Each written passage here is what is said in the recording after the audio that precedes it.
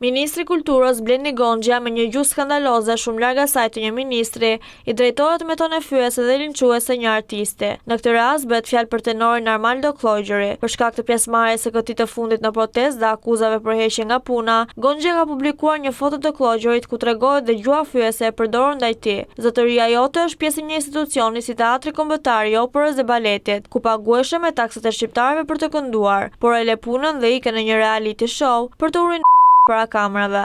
Masi mbarove dëshë të rikthesh në opera, por kjo nuk kishte se të ndodhte dhe prandaj ti nuk do që Shqipëria të futet në BE, sepse në BE tenorët nuk paguan për të urinuar në publik, por për të dhuruar publikut emocionet e artit klasik, shkruan Gonxha. Ky veprim është dënuar nga deputetja e Partisë Demokratike Albana Vokshi përmes një reagimi në rrjetet sociale. Vokshi shkruan se sulmi i ministrit ndaj artistit Klogjeri është një akt i turpshëm dhe i dënueshëm. Sipas saj, ai është dëshmi e qartë e arrogancës së pushtetit në ikje. Si mund të ndodhte ndryshe? Nuk janë në pushtet fal meritës apo votës së lirë, por fal aleancës me krimin organizuar, patronazhizmit, frikësimit të qytetarëve dhe kapjes së shtetit. Ndaj guxojnë të sulmojnë artist, gazetar dhe çdo qytetar të lirë që nuk i bën freskë, nuk i këndon pushtetit dhe nuk do troket dështimet e tij. Sulmi i ministrit Blendi Gonxha, linçimi publik, etiketimet dhe sulmet personale ndaj maestros Armaldo Klogjeri, një artist të njohur ndërkombëtarisht, vetëm se mori pjesë në protestë dhe kërkoi dorëheqjen e kryeministrit, është një akt i turpshëm dhe i dënueshëm. Ai është dëshmi e qartë e arrogancës së pushtetit në ikje.